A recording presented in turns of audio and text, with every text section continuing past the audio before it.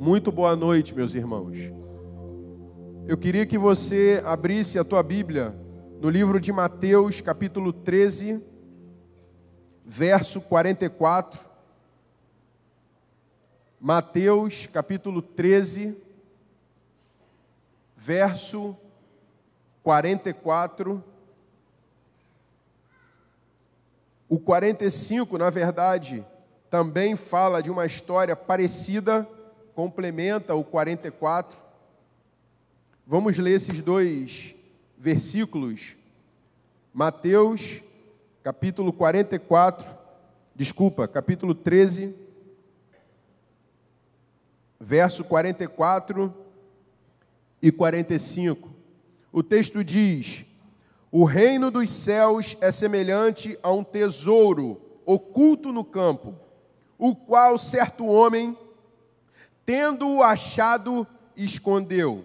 E transbordante de alegria, vende tudo. Repete comigo, tudo. Deixa comigo agora. O que tem e compra aquele campo. 45. O reino dos céus é também semelhante a um que negocia e procura boas pérolas.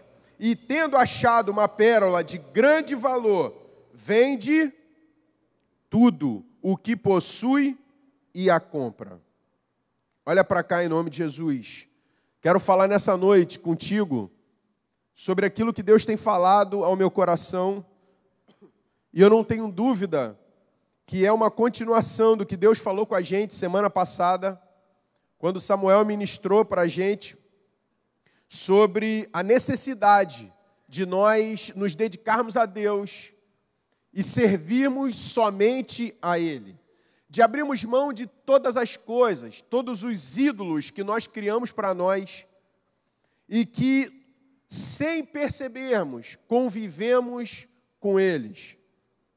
Na verdade, o Espírito Santo tem falado comigo sobre a continuação, a necessidade de seguirmos falando sobre isso.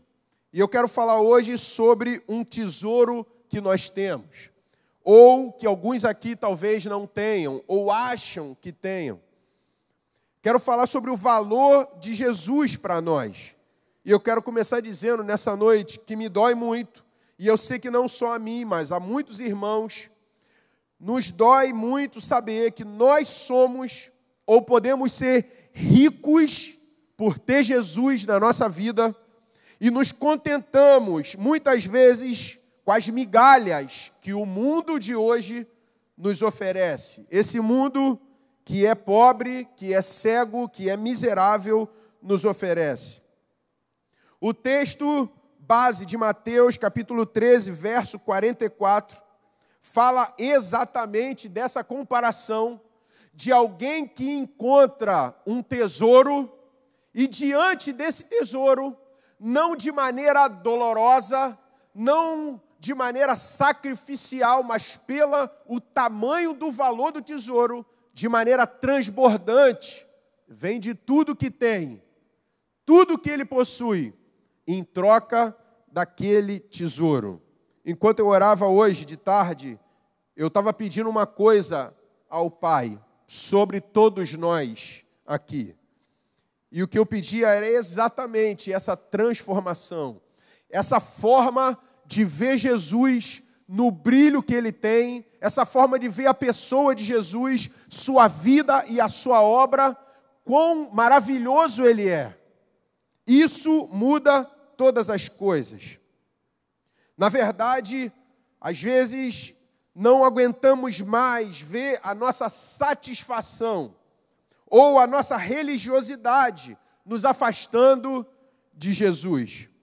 Parece que o critério de valor para alguns de nós, diferente para outros, é algo totalmente contrário. Parece que são grandezas inversamente proporcionais. Enquanto para uns a vida de Jesus, a obra de Jesus parece algo tão grande, e à medida que o tempo passa, isso cresce na vida de alguns. Às vezes parece que na vida de outros, a vida de Jesus, a obra de Jesus, o poder de Jesus, a graça de Jesus, parece que aos poucos vai diminuindo. a grandeza, o valor dado a Cristo é individual. Cada um de nós olha para Jesus e mensura Ele de um determinado valor. Para alguns, Jesus é tudo, não só nas suas palavras e nas suas músicas, mas a sua vida, a sua entrega, a sua forma de ver, a sua forma de viver. Como ele olha a Bíblia, como ele olha as Escrituras, para ele aquilo é tudo. Ficar um dia sem estar com ele, pensar em viver em alguns minutos longe dele, é pedir a morte. Já encontrei várias pessoas que me disseram, eu já fiz uma oração, e a minha oração é que se um dia eu desviar dele, eu não quero que isso aconteça, eu quero que ele me leve. Eu não quero ficar um minuto distante de Jesus. O contexto desse texto, na verdade, é Jesus, no verso 1 do capítulo 13, falando às multidões várias parábolas. A chave de todas, a parábola do semeador, e várias outras parábolas, Jesus contando. Ele fala, a parábola do semeador explica, fala a parábola do joio, a parábola do grão de mostarda, a parábola do fermento, várias parábolas Jesus vai falando. E a Bíblia diz então, no verso 36, que Jesus então vai para uma casa.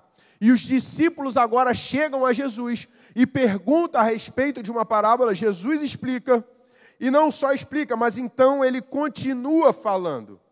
E ele fala exatamente sobre a parábola do tesouro escondido, como nós conhecemos aqui no texto. E o objetivo de Jesus em falar dessa parábola é para falar e mostrar o valor do reino dos céus àqueles que eram seus discípulos. Na verdade, para aqueles homens, eles ainda estavam vendo. Alguns ainda não tinham uma revelação clara do valor.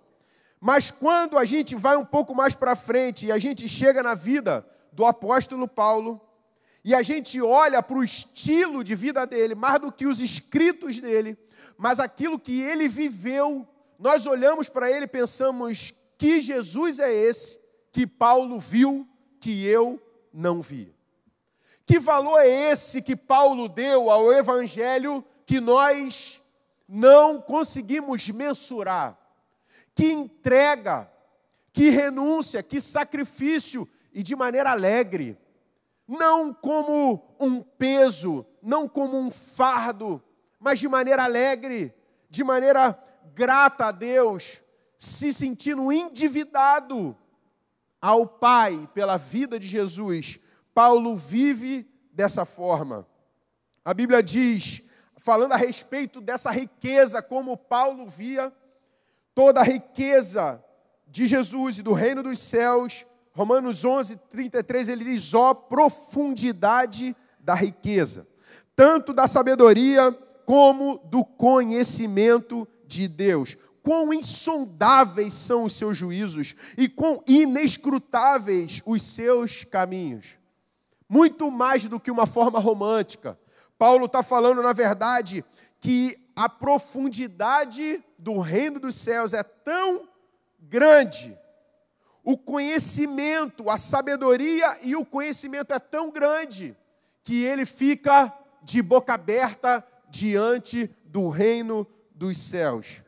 Em Efésios 1, verso 18, Paulo fala, não cesso de dar graças por vós, fazendo menção de vós nas minhas orações, para que o Deus de nosso Senhor Jesus Cristo, o Pai da glória, vos conceda espírito de sabedoria e de revelação no pleno conhecimento dele, iluminados os olhos do vosso coração, para saberdes qual a esperança do seu chamamento. E aí ele de novo usa o termo riqueza. Qual a riqueza da glória da sua herança nos santos? E qual a suprema grandeza do seu poder para com os que cremos? A forma de Paulo olhar o reino dos céus era totalmente diferente. Era isso que Jesus estava falando. E aqui estão três verdades. muito claras que Jesus fala que qualquer um de nós, lendo, vamos entender. A primeira verdade, Jesus compara um tesouro escondido no campo com o reino dos céus.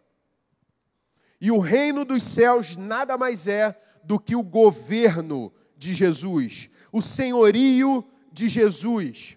Na verdade, Jesus fala sobre isso. Mais à frente, ele começa a mostrar o valor desse reino. Como era valoroso a ponto de fazer um homem vender tudo o que tinha para ter somente aquele campo. Porque tendo aquele campo, teria aquele tesouro.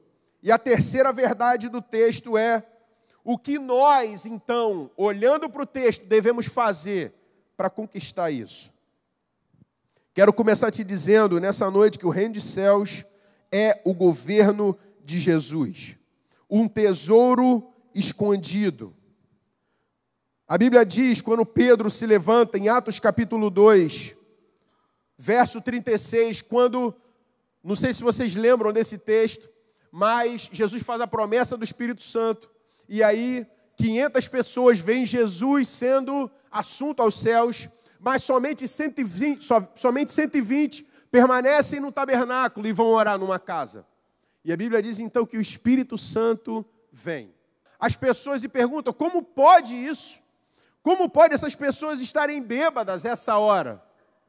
E aí Pedro se levanta com os 11 e começa aquele discurso, falando do derramamento do Espírito Santo, do que tinha acontecido há alguns dias atrás.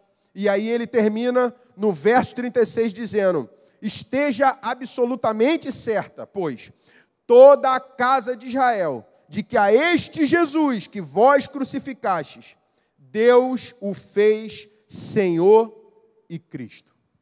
Pedro aqui pega esse tesouro escondido e mostra então para aqueles homens de todos os povos que naquela época, na festa de Pentecostes, estava em Jerusalém. Pedro fala do senhorio de Jesus. Nós, ao longo dos anos, o Evangelho vem sendo pregado a nós. E a ênfase do Evangelho é a salvação. Bom, nós vamos nos chegar a Deus. Muitos dizem, eu agora me reaproximei da igreja, porque eu precisava de salvação. Minha vida estava perdida e muitas pessoas que me encontram, digo, Rony, a maioria das pessoas que eu encontro, elas estão se chegando porque elas precisam ser salvas. Salvas de alguma coisa, salvas de alguma forma de caminhar, de algum momento desesperado, em momentos de dores, em momentos de luta, em momentos de vazio, elas se chegam. Muitas pessoas se chegam por causa do Evangelho da salvação, e a salvação é maravilhosa. Mas Jesus está comparando o tesouro escondido muito mais do que com a salvação. Ele está comparando com o senhorio de Jesus, porque o reino dos céus, o governo dos céus é semelhante a um tesouro escondido. Durante muitos anos falamos que para ser salvo alguém precisava aceitar Jesus como Salvador. Mas não sei se você já teve uma experiência dessa. Eu lembro que a gente estava no recrutamento no ano de 2000 e como o nosso recrutamento era perto da Praia do Forte, vira e mexe, pegava os recrutas para ir para a praia. Para correr, para pagar flexão e para entrar no mar. E uma vez a gente, no mar, alguns que estavam entre nós ali, sendo formados bombeiros, não guarda-vidas, mas bombeiros combatentes, entramos no mar e aquele dia o mar estava estranho. E aí chegou uma hora que, sem perceber, 2 entre nós começaram a ser levados para a vala. E foi devagarzinho para a vala, um era maior e um era menor. E aí, quando eles começaram a se ver naquele momento da vala, disfarçadamente, porque eram bombeiros, começaram a pedir ajuda aos guarda-vida. E levantaram a mãozinha, e à medida que a vala foi levando, eles foram sinalizando. E um que a água já estava quase tomando ele, os olhos foram ficando cada vez maior. E eu creio que talvez que foi esse o sinal que o guarda-vida viu. Um olho tão desesperado, mas tão desesperado, e falou, vou ter que entrar lá e vou salvar esses recrutas. Mas quando os dois saíram da água, a relação do guarda-vida com aqueles dois recrutas era simplesmente: eu salvei você, mas eu não tenho direito sobre a tua vida por causa disso. A partir de agora você não vive para mim, para fazer a minha vontade. Mas diferente disso, o senhorio de Jesus, o tesouro escondido é Jesus mais do que o teu Salvador, mais do que salvar o nosso casamento, salvar as nossas vidas, salvar dos caminhos tortuosos que nós andamos um dia lá atrás, o nosso velho homem. Mais do que salvar aquilo que nós precisamos de salvação, Jesus se revela como o Senhor. Jesus é o Senhor. Muito mais textos bíblicos falam do senhorio de Jesus. E isso é um tesouro escondido. Há muitos que se dizem: eu conheço Jesus. Muitos cantam sobre Jesus. Mas o relacionamento com o governo, com pegar a sua vida, abrir mão da sua vida, abrir mão da sua independência e sujeitar ao governo de Jesus. Era isso que Jesus estava dizendo que esse homem da parábola fez. O texto diz, é semelhante a um tesouro oculto no campo, o qual certo homem, tendo-o achado, escondeu. E transbordante de alegria, vende tudo que tem e compra aquele campo. Qual é o valor desse reino? Qual o valor que ele tem? Muitas pessoas se relacionam quando nós falamos sobre abrir mão de alguma coisa por causa de Jesus. Muitos dizem: isso vai doer muito.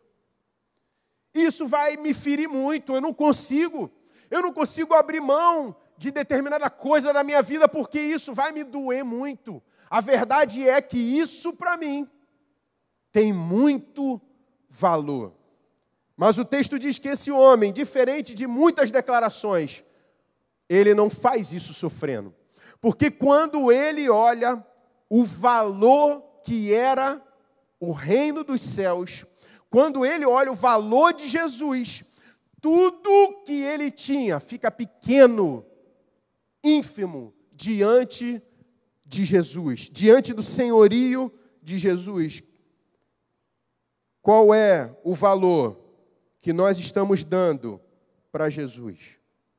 Qual é o valor que nós estamos dando para a vontade dele, para as verdades dele? Homens deixaram tudo por causa dele. Homens abriram mão de posição, de galgar a posição e galgar conforto e segurança por causa do reino dos céus. Homens e mulheres escolheram entristecer seus parentes por causa de Jesus. Pessoas deram a própria vida. Pessoas entregaram tudo quando olharam para ele. Ontem eu fui dormir assistindo aquele filme, Paulo, o Apóstolo de Cristo. E o filme retrata exatamente isso.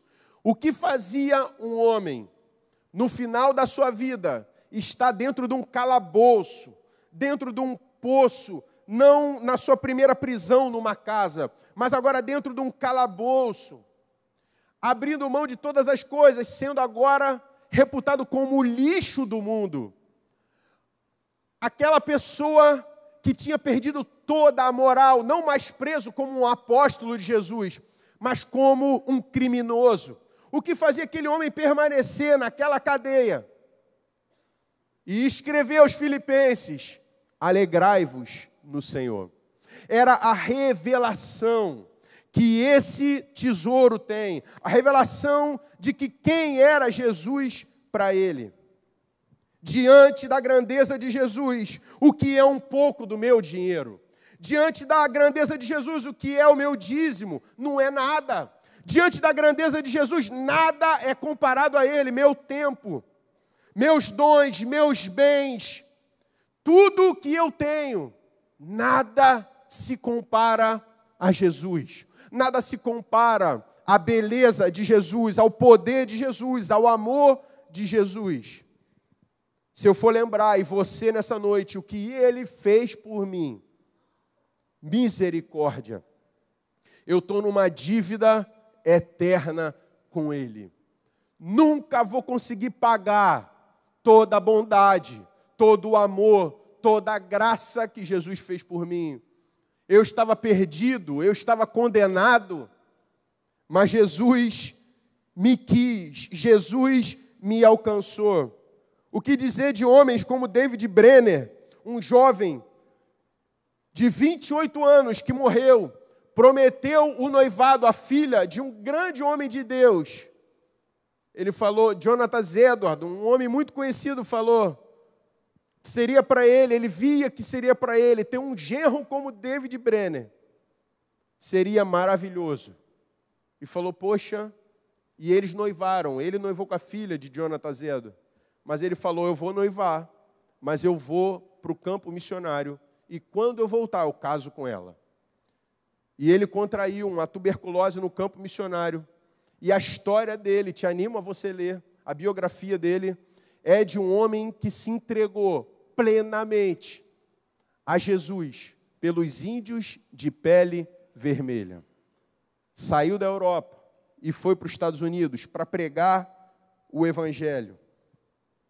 Paulo, em Filipenses, capítulo 3, verso 8, ele diz, sim, deveras considero tudo como perda, por causa da sublimidade do conhecimento de Cristo Jesus, meu Senhor, por amor do qual perdi todas as coisas, as quais considero como refúgio para ganhar a Cristo. O que falar do rei Davi? São vários homens que se relacionam com Deus, colocando ele como o máximo. Quem olhasse para rei Davi, no período que ele já tinha conquistado Jebus, e o reino estava estabelecido, todos nós queríamos dizer, eu quero a vida de Davi. Um homem de sucesso, um homem de fama, um homem de dinheiro, um homem de família, um homem que tem profetas ao seu lado, um homem que todo o povo de uma nação acredita que ele foi ungido de Deus. Mas para Davi ainda faltava algo, a arca, a presença de Deus. E eu termino dizendo, o que fazer para possuir o reino de Deus? Nós ainda achamos que dá para conjugar o tesouro chamado Jesus e a nossa própria vida e as nossas próprias vontades. Achamos que dá para conjugar a vontade dele, o senhorio dele, o governo dele e as nossas vidas. Mas para possuir o reino de Deus, todos podem. Todos nós podemos possuir Jesus. Ele tem um preço só. E o preço é tudo. Nós usamos normalmente uma expressão, o batismo é o ingresso no reino de Deus. É uma expressão certa. Mas mais profundamente do que isso, eu digo que o ingresso no reino de Deus é o tudo que nós temos. Lendo o livro, não sei quantos leram, de Juan Carlos Ortiz, o discípulo, ele fala exatamente de um homem que descobre esse tesouro, essa pérola. Ele fala do verso 45, e ele chega diante do homem e fala, eu encontrei, eu quero comprar. E o homem diga, bom, tudo bem, todos podem ter. Ele falou, qual é o valor disso? Ele fala, tudo. Ele falou, tudo? Mas eu quero então, é muito precioso isso. E ele falou, o que você tem então? Ele falou, eu tenho um dinheiro na minha conta. Quanto que é? 10 mil reais. Ele usa em dólares, 10 mil dólares. Beleza. Então, 10 mil dólares, a partir de agora, é meu. O que você tem mais? Ele falou, não tenho mais nada. Você não tem mais nada, você tem algum dinheiro no teu bolso. E a ilustração é essa. Ele fala, não, eu tenho algum. E começa a contar o dinheiro do bolso. Quanto que dá? 120 dólares.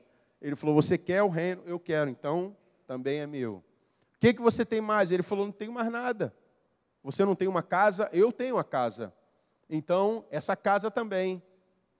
Para ter o reino de Deus, para ter Jesus, você precisa entregar. E ele fala, eu vou ter que ficar na minha barraca de camping. Você tem uma barraca de camping? Então, É minha também.